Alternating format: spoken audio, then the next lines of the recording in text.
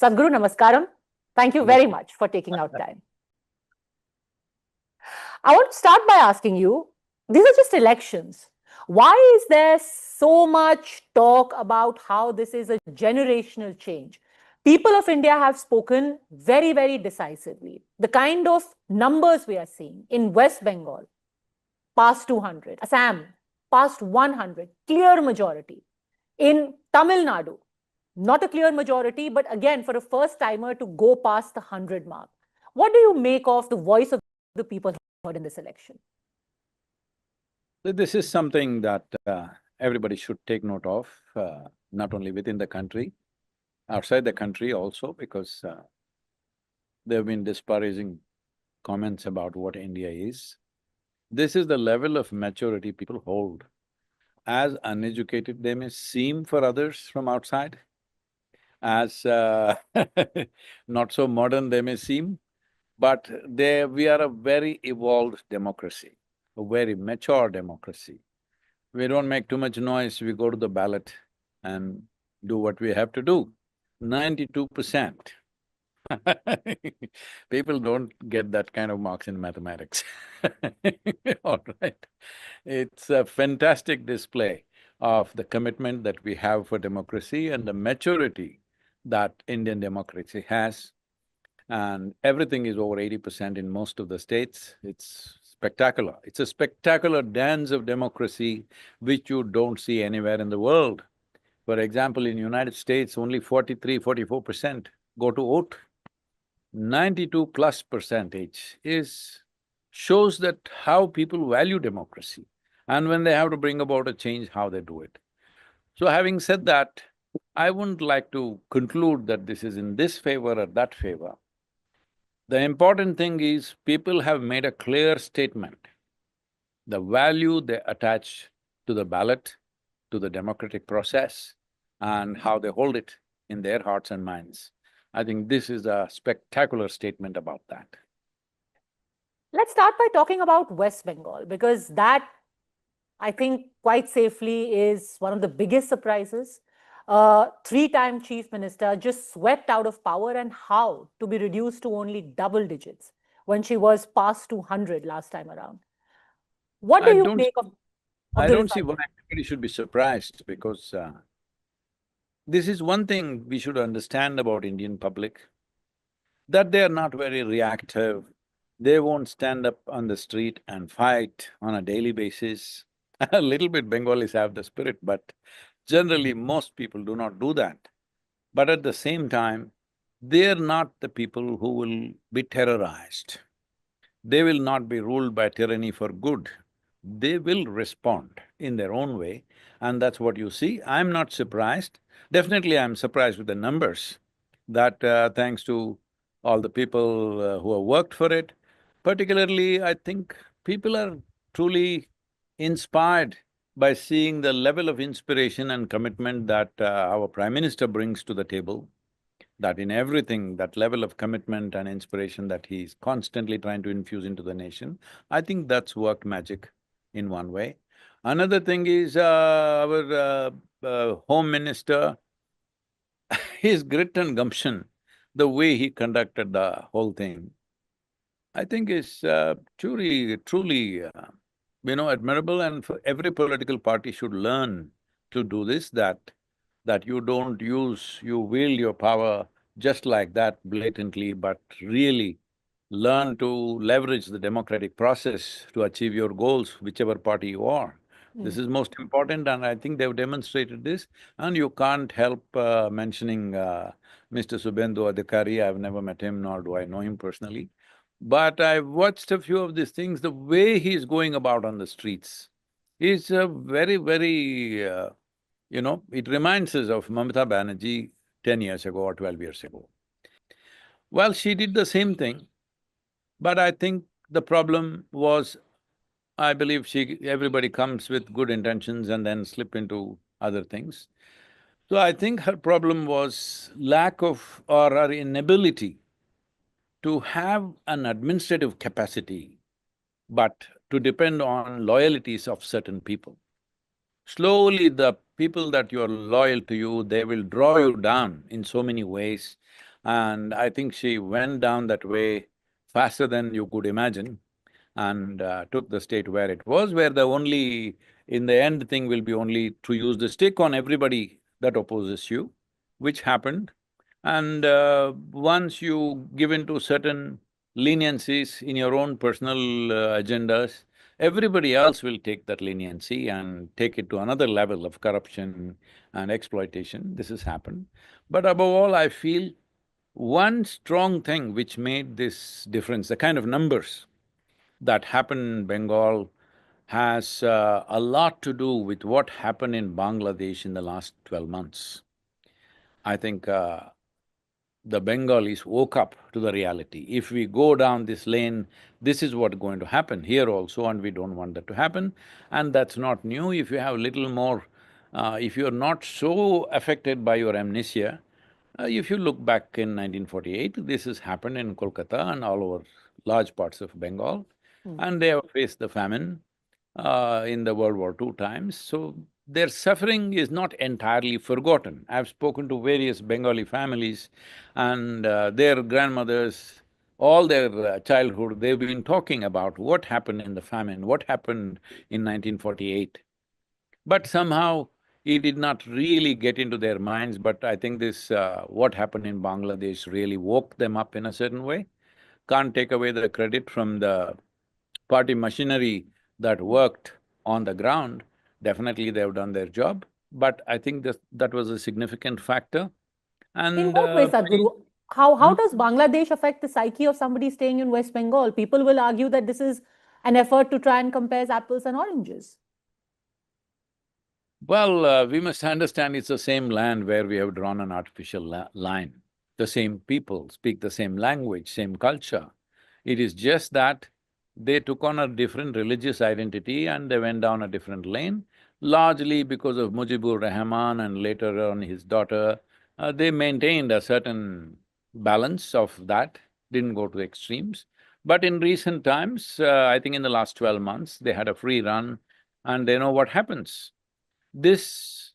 from my understanding, by knowing the people across the border, lots of Bangladeshis, they were left with a bad taste in their mouth. It's not something that they wish to do, but certain groups of people do it, but they don't have the courage to go and stop it. Nor did the government machinery had the necessary gumption, or maybe willingly they allowed it, whichever way it was. But everybody understood if you go down this lane, this is what will happen. Hmm. So, on either side of the border, large number of people, majority of the people don't want such things to happen. And that became very clear. If you go down this lane, this is what will happen. So, I think it has had a significant impact on people's psyche. Hmm. Are you They talking are not about are you for talking injustice. about the radicalization of Bangladesh in recent The times? same apple, it's the same apple that we cut, one fell that way and one fell this way. It's not apples and oranges, it's the same apple. But how can the kind of radicalization or the radicalism that we saw in Bangladesh, especially after the removal of Sheikh Hasina, how does that threaten India? India, at its very core, including West Bengal, is a secular state. You can call any state whatever you want, but people experience only what happens on the street. One thing is, if you go back to the history of Bengal, even during the times of Mahabharat, where they called it the Vangadesha, even at that time, people talk about how these Vanga people were so accomplished in their art, music, literature, such evolved and civilized people. People are talking about this, even then. And even during British era, everybody recognized that Bengal was a very culturally rich… it was a nation, Vanga was a nation by itself. So somewhere along the way, I think this left rule where chief minister spent half the time in London and ruled, you know, with a certain this thing, and they thought the only way to control things was with violence. Once you bring violence into the picture, the intelligent in the population will all recede or will migrate. Mm. I think this has happened to Bengal in a serious way. the most intelligent people, talented people have moved out in a big number, not everybody, but a large number has moved out. Once you lose that population, you have lost something very vital in any civilization. So if you want to see Bengal or Vanga or Bangla as a civilization, they have lost massively in the last 45 years' time. Mm. So I think in that sense, this loss has been felt by people and everything is coming down to the street level action. And openly politicians, people in power are talking about, we will fight on the street. See, this language should go from the nation. Your fight is in the ballot, Mm. never on the street. Street fighters should be eliminated from the nation. If we don't do this, we don't have a nation. This is very important. Mm. And once the administration itself doesn't respect law and order, then people lose that sense of comfort and being there in that state. So, a huge number of people, both the elite and the lowest classes from certain districts have left. You just look at the labor working in Tamil Nadu, in Karnataka, most of the construction labor are Bengalis. They're not there simply out of their choice, they did not migrate. They've migrated because there is no livelihood and there is no protection and safety, particularly for women. So this is a serious thing that must be addressed. I Mm. hope the new administration that comes up will take up these challenges. It's not going to be easy because the rot has set in at a certain level. Mm. Takes lots of nurturing, not just fixing, not just violently putting down something. You need to nurture people out of the situations that they've gotten into, because many people get into various situations not necessarily by choice, but because that'll be the only choice available, so everybody gets into that one way or the other. When especially such situations last for long enough, which it has happened in Bengal. Mm.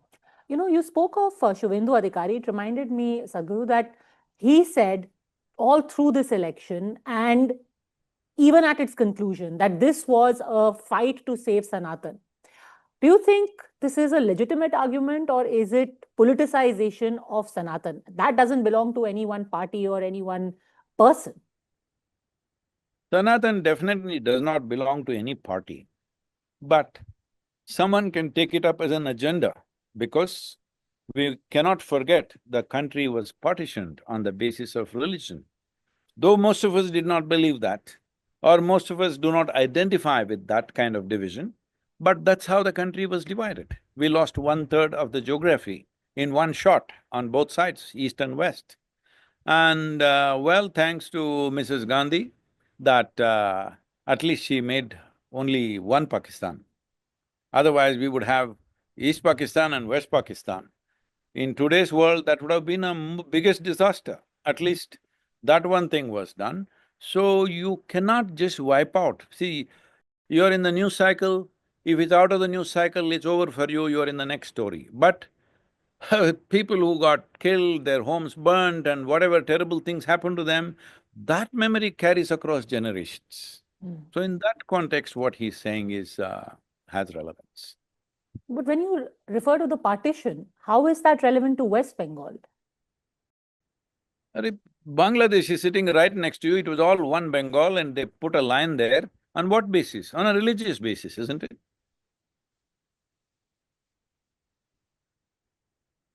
So you think we were in that danger again when we're talking about saving Sanatan through an election? See, whether that danger happens or not, when the demographics start changing beyond the natural change that happens in a society. Natural change happens because some people may have more children, somebody else has less children. That is a natural process, will take hundreds of years. But when demographics start changing because artificially being created, Mm. then insecurities will rise naturally. I want to now ask about a state that you yourself spend a lot of time in, Tamil Nadu. Nobody saw this coming. Where did Vijay come from? Hey. What do you make of this phenomenon? I don't know, you guys are sitting in Delhi and not seeing it. Everybody saw it in Tamil Nadu. Because you must understand, Tamil people are very patient people. Patience comes not out of being docile. Patience comes out of intelligence. When you're very intelligent, you will be naturally patient. So they are very patient people. They wait, they give opportunities, they wait and wait. I think they wait more than they should, but they do wait. So the thing is, this ping pong game that's been going on between two Dravidian parties, fundamentally same but playing a different game, and essentially talking about as if we are a separate nation by ourselves. Uh, for some time it excites you that we have a separate identity, but then you see how it doesn't really work for you over a period of time. Mm. And above all, everybody was looking for some fresh breath because the same thing is going on, whether this party comes or that party comes, the same stuff, Mm. nothing different fundamentally. The corruption is almost like a relay game, okay? That what these people are doing, the same system is exploited by the next government and the next government. Mm. So we have seen this ping pong game going on for too long. I think people were tired, they were looking for some savior. And always in Tamil Nadu, saviors come from the screen. You have seen MGR, who became a massive leader, and of course Jayalalitha, who became a very able administrator also in many ways. But all of them, again the same problem, run on loyalty, not on structural administrative capability. Mm. Because they don't come from those backgrounds, they suddenly pop up. So the only thing they can trust is a few people around them, and those people, whatever they do, they do. So once again, we have put up a film star, but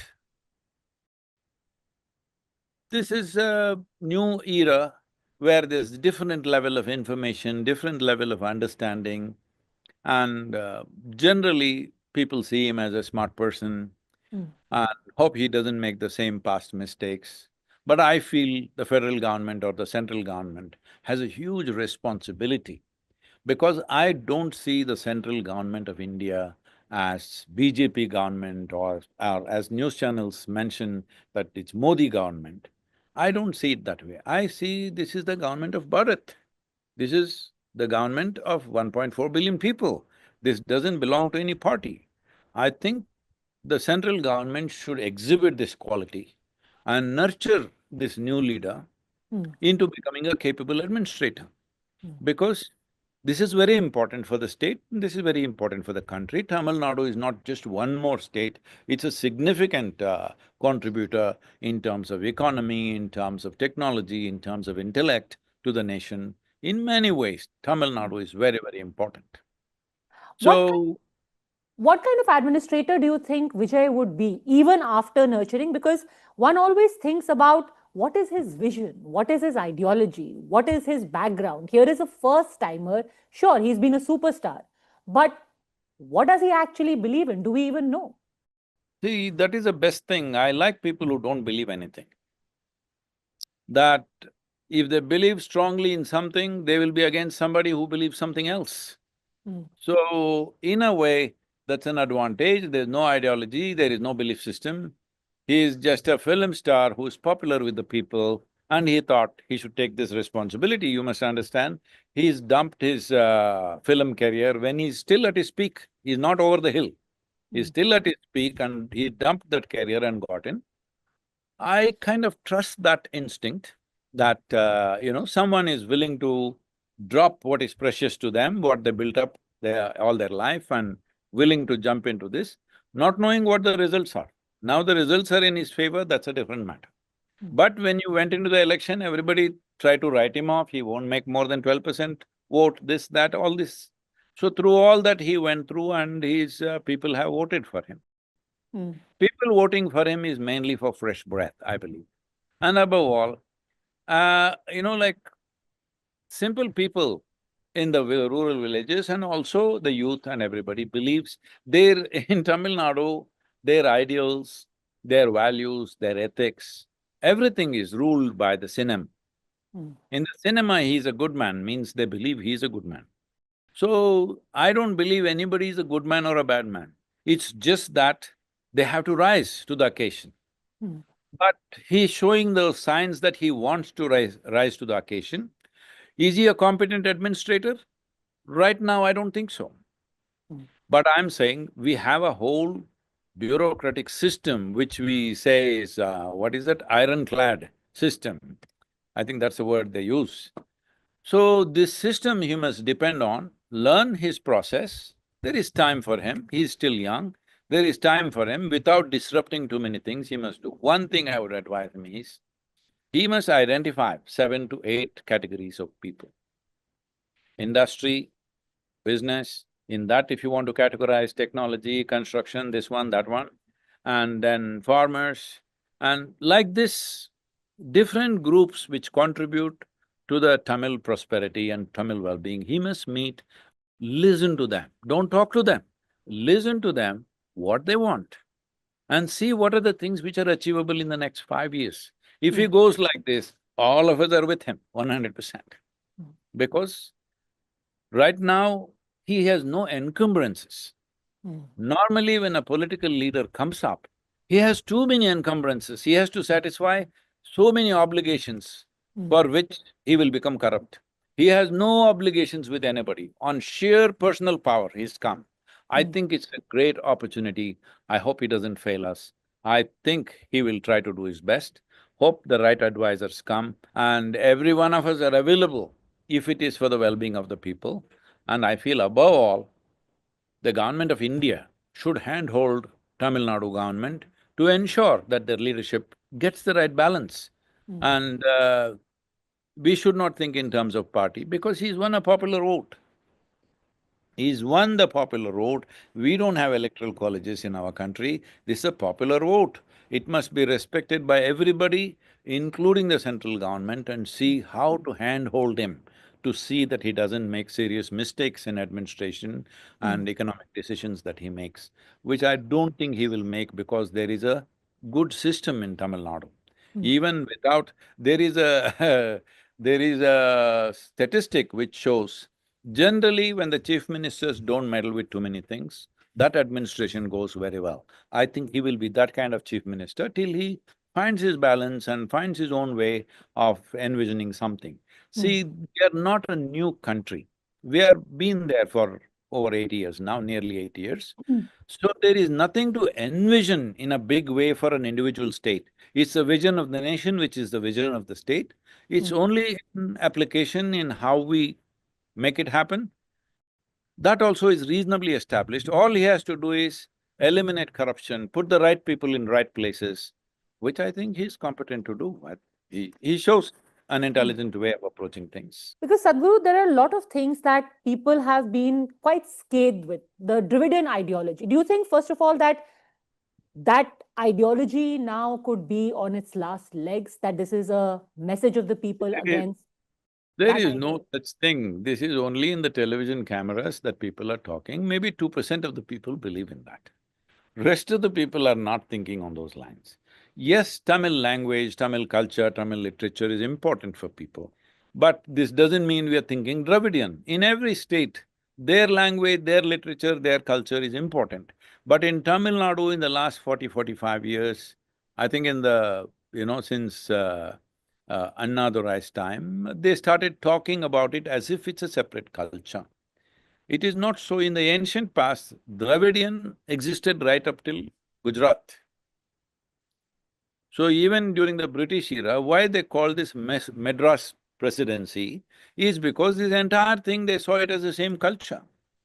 Languages we spoke differently, but we were the same culture always. So trying to separate Tamil Nadu as a independent drop from another world is Mm. a wrong thing. I don't think that exists in Tamil people's minds. It's only in a small percentage of people who've Mm. been trying to rev it up and using it for political purposes.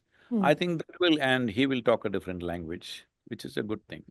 But could Vijay completely take a, make a clean break from that? Because he hasn't been vocal at all on issues like Tiruparankuntram, for example. He said nothing about it. He didn't agree with it, but he didn't criticize it either. So the traditional tropes associated with the Dravidian ideology about North versus South, anti-Hindi, I won't say anti-Hindu, but Well, we saw what happened in Tiruparankuntram. Is Vijay the opposite of that? Not really, but I think he was trying to protect his dedicated constituency, which is not a good thing, but politically I appreciate that some things maybe you have to do like that to stay relevant. But now that he sees his vote has come not just from a certain religious group or whatever, it's come from wide across from Tamil people, I think he will change his approach to that. Mm. Would you advise, or do you think he will at some point free temples from state control? See, that the center has to do, not the state. We need a legislation. Recently, I think central government has said in the Supreme Court, we don't want to manage any temples. Mm. Why are they just saying it? They must pass a legislation. Let the temples be freed. What is the methodology to do it? It's a complex process. It may take 5, 10, 15 years, but the process should start from the parliament. Mm. Why are we putting the onus on Tamil Nadu? I want to circle back now to the east of India. We spoke of West Bengal, but there is also a very interesting parallel in Assam what we cannot saw. be ignored. Assam is a big thing. Himanta Dada has done a tremendous job. See, probably he is the only one BJP leader who's gotten a massive amount of support from the Muslim community. He's managed to build those bridges, and this is what is needed everywhere, because it's very, very important for the future of Bharat that Muslims don't hold a separate identity of their own, they see themselves as Indians. This is most important. I think he's doing this better than anyone. Of course, the Prime Ministers continuously try to say that, but there's another group trying to bracket him as something else all the time, though he keeps talking about Sabka Saath, Sabka Vikas. Everybody is trying to… at least a certain groups of people are trying to put him in a bracket. But I think this Assam is a demonstration of how these bridges can be built, Mm. and the identity should be of the nationality and the nationhood, not of religion. Religion is your personal practice, you can practice whatever religion you want. So, I think Himanta Biswas ji has done a fabulous job, and I've been with him and I know how strongly he believes in what he's doing. And I've seen him engaging with people. He came to one of our events. The way people respond to him, like he's their dear friend, not like a political leader, which is fantastic. I think that connect is needed. Sadhguru, you talk about connect, but actually I was reading some of the commentary, and vis-a-vis Assam, it said that this is one of the most vicious, poisonous, communally charged election that has ever taken place. And that is the only reason that Himanta Biswa Sarma has won, and that Bengal also saw echoes of it in the way Suvendu Adhikari spoke. That's why I spoke of the parallels. See, the thing is, he's talking about the illegal immigrants, which unfortunately happens to be almost 99% Muslim. So people are saying he's talking against Muslims. No, he's talking about illegal migrants. When we say illegal, anything illegal in the country, whether illegal liquor, illegal population, illegal anything, should not exist in any nation if you're interested in the well-being of the nation. So when he talks about illegal immigrants, people are saying he's talking against the Muslims, which is not a good thing to do. This is because people have thrived on division. It is time we build bridges, it's time we integrate Indian society as one nationalistic force, rather than dividing on the basis of what you believe or I believe or what you worship and what somebody else worships. So, I think it's a very significant time in that sense that Assam has voted the way it has voted. This shows the confidence that people have in him. Commentaries anybody can write, most of the people are paid commentaries, they write. For their livelihood, they write whatever that. Finally, I'll ask you, Sadhguru, the two states, but especially Bengal, a lot of the people who reacted very emotionally. Are you not Bengali going to people. Kerala at all, Padmaja? Oh, of course, Kerala. There was a joke that people had that there are only three places where the left is in power. One is in the media, the second is JNU, and the third is Kerala. Now apparently we are down to two. Well, that will also erode, which is, I think, already happening. But Kerala is important. See, because left, in its essence, what it is, unfortunately has been lost long time ago. And thanks to our Home Minister that this whole red corridor has been almost practically been wiped out for practical purposes or been surrendered or whichever way, is been neutralized, which is most important for the development of the nation and nationhood as a sovereign entity. That being said, in Kerala, people moving is from this to Congress is a good thing. And also for me, above all, having a credible national party as an opposition is equally important. Mm, Regional hegemony is not a good thing. Over a period of time, it'll threaten the sovereignty of the nation. So the only party in the country which you can call a national party, because Congress party still holds 20% of the country's electorate in their this thing. So it's very, very important that Congress rises as a credible opposition, a responsible and constructive opposition. Unfortunately, it slipped into a place where it's looking like it's not that, but it's very important it's built back. Because in the democratic process, it's important to have a credible opposition throughout the country. mm. Regional hegemony should go… I'll go further to get myself into scandalous situation. That is, I would say at some point, India within the constitution should pass a law. Just about anybody and everybody can't float a party. Okay, right now, anybody, if I have five people or if I don't even have five people, I can start a party. Just Mm. because I'll get one symbol and some silly thing I will do. This must go… this is mockery of democracy. No, but I'm then they'll saying argue Vijay wouldn't have happened if this rule was there 2 years ago. Vijay was that person with five he would people have and a come fan club. through another system, he would have come through another system, he would have come through a party. See, that is… Vijay is not a everyday happening, okay? Mm, Happened. He won't happen everywhere in all the states. That's a rare thing. Once in a way these things happen, it's fine.